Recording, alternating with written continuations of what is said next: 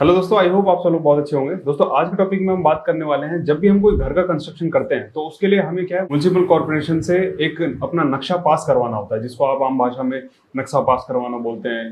क्योंकि बहुत बार क्या होता है कि जब भी आप घर बनवाने लगते हैं तो बहुत सारी अथॉरिटीज आपके पास आ जाती है कि आपने नक्शा पास करवाया है कि नहीं करवाया है, इलेक्ट्रिसिटी बोर्ड से आपने अथॉरिटी ली है कि नहीं ली है। ऐसी बहुत सारी अड़चने आ जाती हैं जब भी आप कोई घर का कंस्ट्रक्शन करवाते हैं। सो दोस्तों, अगर आपको नक्शा पास करवाना है तो उसमें कौन कौन से डॉक्यूमेंट लगेंगे और वो किस तरीके से अप्रूव होगा, आज के टॉपिक में हम जानते हैं। तो चलिए दोस्तों, वीडियो को स्टार्ट करते हैं। मैं राहुल कोहली आपका स्वागत करता हूँ इन4सी डिजिटल प्लेटफॉर्म पर।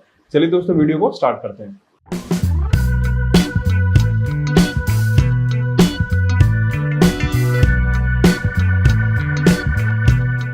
दोस्तों, अगर आप लोगों को अपना घर का नक्शा पास करवाना है तो उसके लिए सबसे पहली जो चीज होगी आपकी, वो आपका लैंड का ओनरशिप होगा। वो सारे डॉक्यूमेंट्स आप यहाँ पर देख सकते हैं कि जैसे आपने कोई जमीन खरीदी है तो उसके आपके पास पूरे डॉक्यूमेंट होने चाहिए, जैसे कि आपका सेल डीड है, लीज डीड है, आपने प्रॉपर्टी सेल की है, खरीदी है, बेची है, तो वो सारे डॉक्यूमेंट आपके पास होने चाहिए। और अगर आपने लीज पे लिए तो उसके भी डॉक्यूमेंट आपके पास होने चाहिए। इसी के बेसिस पे आपको ओनरशिप का सर्टिफिकेट वहां पर मिल जाता है। तो आपके पास ओनरशिप का सर्टिफिकेट होना चाहिए। फिर इसके बाद दोस्तों आता है लैंड रिकॉर्ड सर्टिफिकेट। जब भी आप कोई प्रॉपर्टी सेल परचेस करते हैं तो उसका आपके पास एक डॉक्यूमेंट के तौर पर आपके पास सारे पेपर्स रहते हैं, जिसमें जिस आदमी से आपने, जिस इंसान से आपने लैंड को खरीदा है उसके भी साइन होते हैं और आपके भी साइन होते हैं। तो दोस्तों, ये जो पेपर्स होते हैं वो आपको अथॉरिटी से जाके बनवाने होते हैं, या फिर कोई भी लोकली जो भी आपका नोटरी वाला होता है उससे बनवाने होते हैं, जिससे कि आपको ये पता चल जाता है कि आपका इस जमीन पर आपका मालिकाना हक है, और उसी को हम रिकॉर्ड और ओनरशिप भी कहते हैं। अब आते हैं दोस्तों नक्शे पे। दोस्तों, जब भी हमें कोई भी नक्शा पास करवाना है तो हमें उसकी बिल्डिंग प्लान्स और ड्राइंग पे भी आपको ध्यान देना होगा। सबसे पहले तो आता है जो हमारा नक्शे में होता है वो आपका आर्किटेक्चरल प्लान होता है। जो भी आप आर्किटेक्चरल प्लान बना रहे हैं उसमें आपको क्या करना है, जो भी आपके बिल्डिंग के नॉर्म्स वगैरह लगते हैं उसके हिसाब से आप लोगों को पूरी आर्किटेक्चर का प्लान करना है, मतलब कि पूरी ड्राइंग वहां पर बनानी है, पूरा नक्शा आपको वहां पर बनाना है, और जो भी स्टैंडर्ड नॉर्म्स है उसके साथ ही आपको आर्किटेक्चर प्लान वहां पर बनाना होगा। जिस भी आर्किटेक्चर फर्म से आप अपना घर का नक्शा बनवा रहे हैं तो आप एक बार उसको भी चेक कर लीजिएगा कि इसके पास पूरी अथॉरिटी है नक्शा बनाने की कि नहीं है। क्योंकि जिसके पास आर्किटेक्चर फर्म की पूरी अथॉरिटी होती है तो वो सारे स्टैंडर्ड रूल्स को, रेगुलेशंस को और जितने भी नॉर्म्स होते हैं उन सब सारी चीजों को फॉलो करता है। इसके बाद आता है दोस्तों साइट प्लान। दोस्तों, आपके पास एक साइट का प्लान भी होना चाहिए। जो आपका लैंड है जहां पर आप मकान बनवाने वाले हैं उसका पूरा आपके पास एक साइट मैपिंग भी होनी चाहिए।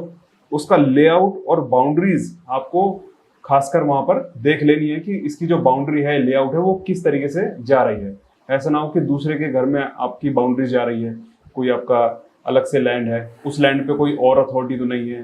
तो ये सारी चीजें भी आप साइट प्लान के माध्यम से वहां पर देख सकते हैं। अब आते हैं दोस्तों अप्रूवल फ्रॉम लोकल अथॉरिटीज। जितनी भी आपकी लोकल अथॉरिटीज है, जैसे कि म्युनिसिपल कॉर्पोरेशन है, लोकल काउंसिल है, और आपका कोई भी इससे रिलेटिव अथॉरिटी जो भी है, उससे आप लोगों को एनओसी लेनी पड़ेगी, जिसको नो ऑब्जेक्शन सर्टिफिकेट बोलते हैं। तो यहाँ से इन तीनों अथॉरिटी से, चारों अथॉरिटी से आप लोगों को पूरी परमिशन ले लेनी है।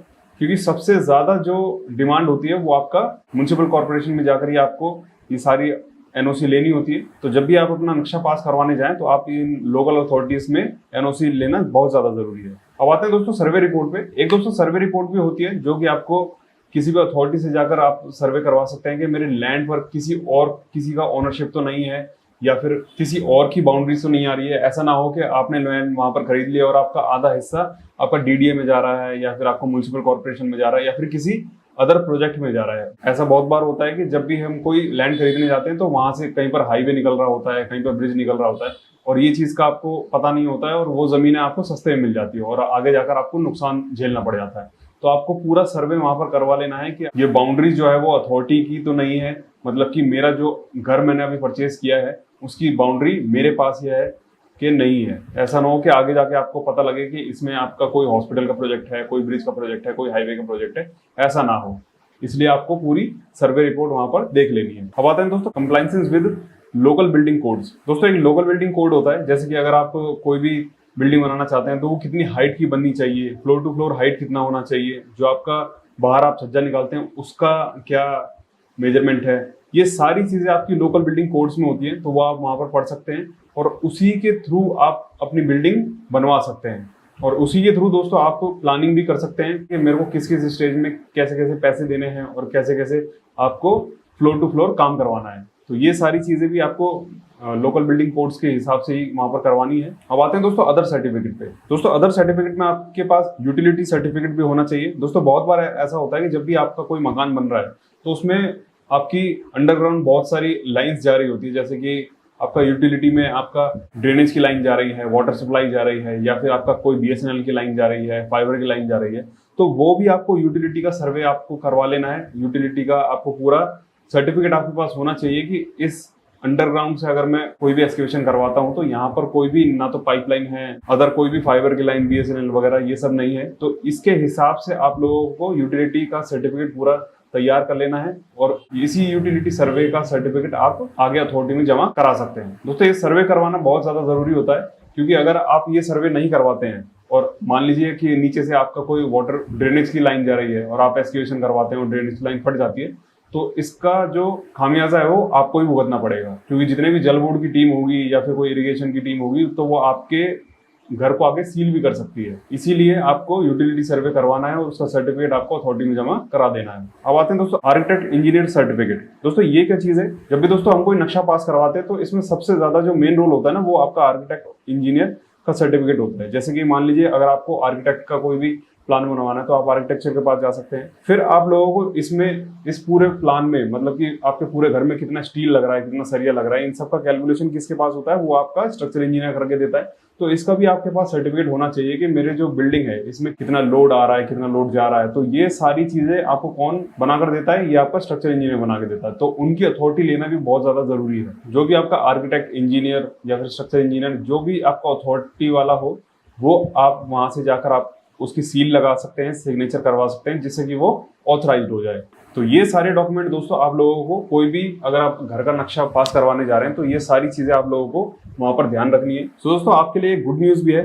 दोस्तों इंजीनियर्स डे के मौके पर रीइंफोर्स ला रहा है CPL 6.0, जिसमें आप लोगों को 45 courses plus all future courses आपको वहां पर मिल जाएंगे 50% डिस्काउंट के साथ। दोस्तों जो CPL की फीस थी वो आपका 17,500 थी, तो फ्लैट 50% डिस्काउंट के साथ आप लोगों को 8,570 रुपए का आप लोगों को मिल जाएगा सिर्फ इंजीनियर्स डे के मौके पर। और सिर्फ आपको कूपन में इंजीनियर्स लिख देना है। उसके बाद दोस्तों ये आपका प्राइस जो है वो चेंज हो जाएगा। और ये दोस्तों सिर्फ 49 इंजीनियर्स के लिए ही वैलिड है। और ये जो हमारा ऑफर है इंजीनियर्स डे का, ये आप 13 सितंबर रात 7 बजे आप लोगों को देखने के लिए मिलेगा। तो दोस्तों अगर आप अपने नॉलेज को अपग्रेड करना चाहते हैं तो हमारे CPL पैकेज को खरीदिए और इस ऑफर का लाभ उठाइए। सो आई होप दोस्तों आप लोगों को समझ में आ गया होगा कि नक्शा पास कराने के लिए हमें क्या क्या डॉक्यूमेंट्स की जरूरत पड़ती है। तो आई होप दोस्तों आप लोगों को वीडियो अच्छी लगी होगी। अगर अच्छी लगी तो ज्यादा से ज्यादा लाइक कीजिए, ज्यादा से ज्यादा शेयर कीजिए और हमारे रीइंफोर्स के चैनल को सब्सक्राइब कीजिए। Thank you so much.